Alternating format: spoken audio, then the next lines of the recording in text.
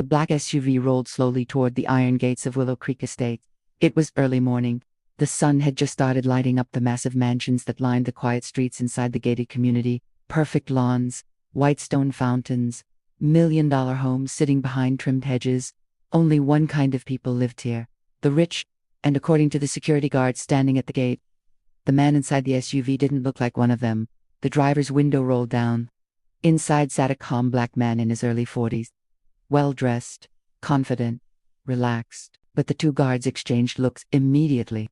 One of them stepped forward and held up a hand. "Stop right there." The man raised an eyebrow. "Yes, delivery entrance is around the back," the guard said flatly. The man blinked once. "Delivery." The guard pointed toward the side road. "Yeah, service workers don't enter through the front gate." For a moment, the air became very quiet. The man slowly looked around at the massive stone gates, the expensive houses visible behind them, and then back at the guard. And then he said something that would completely change the next 10 minutes. "I'm not here to deliver anything," he said calmly. "I live here." The guard stared at him. Then one of them laughed. "Yeah, sure you do." Bafta had no idea who they were talking to. And in less than 10 minutes, the entire neighborhood would find out. Marcus Bennett had not been back to Willow Creek Estates in almost 3 years. 3 years ago, he had stood right outside these same gates, wearing a construction helmet, reviewing blueprints while bulldozers cleared land behind him. Back then, there were no mansions, no fountains, no security gates, just dirt, because Marcus Bennett was the man who built Willow Creek Estates. Every road, every streetlight, every luxury home, every single brick. He was the real estate developer behind the entire project. But the guard standing at the gate had never met him. They had only seen the wealthy residents who moved in after the neighborhood was completed, and none of them looked like Marcus. Back at the gate, the taller guard crossed his arms. "Look, man," he said, "we're not playing games this morning." Marcus stayed calm. "I'm not playing games either." "Then show your resident access pass." Marcus opened the center console of his SUV and pulled out a small black keycard. He held it up. The guard took it and scanned it. The machine beeped. "Red light, invalid." The guard smirked. "Yeah, that's what I thought." Marcus frowned slightly. "That card worked last time I was here." "Well, it doesn't work now." The second guard leaned forward. "So, unless you're delivering furniture or cleaning someone's pool, you're going to need to turn around." A black Tesla pulled up behind Marcus's SUV. Then another car. Residents inside the cars began watching the scene. Marcus stayed quiet for a moment. Then he calmly asked, "Who's the head of security here?" The guards laughed again. "You? Planning to complain?" "No," Marcus said. "I'm planning to go home." Inside the Tesla behind him, a woman rolled down her window. "What's taking so long?" she asked loudly. The guard answered, without turning around. "Just dealing with someone who doesn't belong here." A few residents chuckled from their cars. Marcus heard it, but he didn't react. Instead, he pulled out his phone and dialed a number. The guards watched him, calling for backup. One joked. Marcus spoke calmly into the phone. "Good morning, Rachel." "Yes." "I'm at the front gate of Willow Creek Pass." "Yes." "Apparently there's a small problem." He listened, then smiled slightly. "No, I'm fine, but I think you should come down here." He hung up. The guards shook their heads. "This is ridiculous," one muttered. "Last warning." Turned the vehicle around. Marcus leaned back in his seat. "I'll wait." 5 minutes later, the gates opened automatically for it. The car stopped beside Marcus's SUV. Out stepped a sharply dressed woman in her mid-30s, Rachel Lawson, property manager of Willow Creek Estates. She walked quickly toward the gate. The guards straightened. "Morning, Ms. Lawson." But Rachel didn't greet them.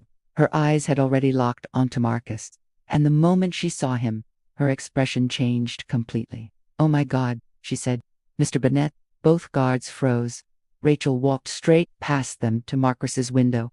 "I'm so sorry," she said immediately. "I didn't realize you were coming today." Marcus smiled politely. "It's all right." Rachel turned slowly toward the guards. The atmosphere shifted instantly. "Why?" she asked quietly. "Is the owner of Willow Creek Estates being stopped at his own gate?" The guards blinked. "What?" Rachel pointed at Marcus. "This is Marcus Bennett, the developer who built this entire community." Silence. The Tesla driver behind them leaned forward. "What did she say?" Rachel continued. "He owns the development company that created Willow Creek. And technically," she looked directly at the guards, "he owns the gates you're standing next to." The color drained from their faces. One guard stammered. We thought?" Rachel raised a hand. "I know what you thought." The neighborhood had gone completely silent. Residents inside their cars were now staring at Marcus, whispering.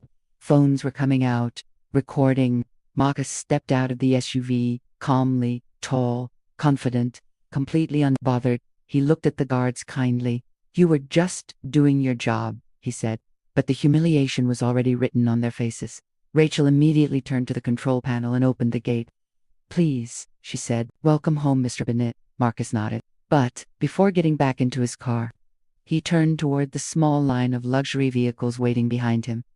People who had laughed earlier. People who had watched. People who had assumed. He simply smiled, then drove slowly through the gates. But the story didn't end there, because that afternoon, Marcus called an emergency meeting with the Homeowners Association, and every resident of Willow Creek Estates was invited. When they gathered in the clubhouse that evening, whispers filled the room. Everyone had heard the story. Everyone had seen the videos. Marcus stepped onto the stage, composed. He looked around at the wealthy residents sitting in front of him. Then he said something none of them expected. "Today wasn't about me being stopped at a gate." He paused. "It was about assumptions." The room went quiet. Marcus continued. "When Willow Creek was being built, I had a dream. A community where people could live peacefully, respectfully, and without judgment." He looked around the room slowly. "But this morning showed me something important. A beautiful neighborhood doesn't automatically create a beautiful mindset." No one moved. No one spoke. Marcus finished with one final sentence. "One day, someone will drive up to these gates again. And next time, I hope the question isn't whether they belong here, but whether we deserve to call ourselves a community." The room remained silent long after he stepped off the stage, because the man they had judged at the gate that morning had just taught the entire neighborhood a lesson they would never forget. After Marcus drove through the gates, the neighborhood remained in stunned silence. Luxury cars that had been idling now sat with their drivers frozen, phones raised, recording every moment. Whispers echoed through the manicured lawns, bouncing off the facades of pristine machelons. Inside one of the homes, the Henderson family, who had laughed when the guards stopped Marcus, were glued to the video feed from their smart security system. "That can't be him," Mr. Henderson muttered, shaking his head. "The Janita, the delivery guy, he built this place." Meanwhile, outside, Marcus's SUV parked in front of his own mansion. He stepped out slowly, letting the morning sunlight hit his face. Every neighbor who had mocked him, every security guard who had doubted him, every rich resident who had assumed he was a service worker now had a front row seat to his presence. And Marcus made sure they noticed him. Not with arrogance, but with quiet authority. From the street, children peeked over hedges. A couple walking their dog froze mid-step. The neighborhood had never seen such a scene. The man they had assumed didn't belong was not only belonging, he owned it all. Marcus didn't rush. He walked up the marble steps of his mansion, each footstep measured. Security cameras installed on the property captured every detail, and within minutes, the video was trending across multiple neighborhood apps. Residents began messaging each other, their disbelief growing with each passing second. At that moment, one of the guards, still standing at the gate, finally muttered to his colleague, "I think we just got schooled." And that was only the beginning. Inside the mansion, Marcus called a small gathering. A few of his most trusted neighbors, friends who knew him before the neighborhood existed, joined him. He wanted to make one thing clear. This wasn't about ego. It was about a lesson. When the official HOA meeting started later that day, the community clubhouse was packed. Cameras, smartphones, and whispered speculations filled the room. Marcus stepped onto the stage, the atmosphere thick with tension. Every eye in the room followed him as he began to speak. "I'm sure many of you were surprised this morning," Marcus started. "Some of you may have even laughed or whispered about me as you watched from your cars." He paused. His gaze swept across the room. "But let me tell you something important. Assumptions are dangerous, and arrogance is easy when you judge someone by appearances." A few residents shifted uncomfortably. Their laughter from the morning now felt hollow in their own ears. Marcus continued. "When I first envisioned Willow Creek Estates, I didn't see houses. I saw a community. I saw a neighborhood where people treated each other with respect, where actions and character mattered more than wealth or color or status." He leaned forward slightly. "This morning, the actions of a few security guards reminded me why this dream is still a work in progress, but I also saw something else, something far more powerful." Marcus smiled faintly. "I saw that a community, when faced with the truth, can learn, and that truth has a way of spreading faster than gossip or judgment." At that moment, the room grew silent. Every resident, from the ones who had mocked him to those who had remained neutral, was listening intently. Marcus had their attention, not with force, but with authority. And make no mistake, Marcus said, his voice rising slightly, commanding respect. This isn't just about me, this is about all of you. Every assumption you make about the people around you, every snap judgment you form in a moment, shapes the kind of community you live in. He stepped away from the podium, walking slowly among the residents. Eyes followed him. Phones were raised, recording again. I didn't come here today to shame anyone. I came to show you that respect cannot be demanded, it must be understood, and it must be extended, even before you know someone's story. Marcus stopped in front of a young couple who had laughed at the gate. He looked them in the eyes. You saw a man and assumed you knew him. You were wrong. I built this place. Every home, every street, every gate, and today, you learned a lesson. The couple's faces turned red with embarrassment. They lowered their heads. Marcus walked to the center of the room, turning to face the entire gathering. And yet, even in our mistakes, there is an opportunity for growth.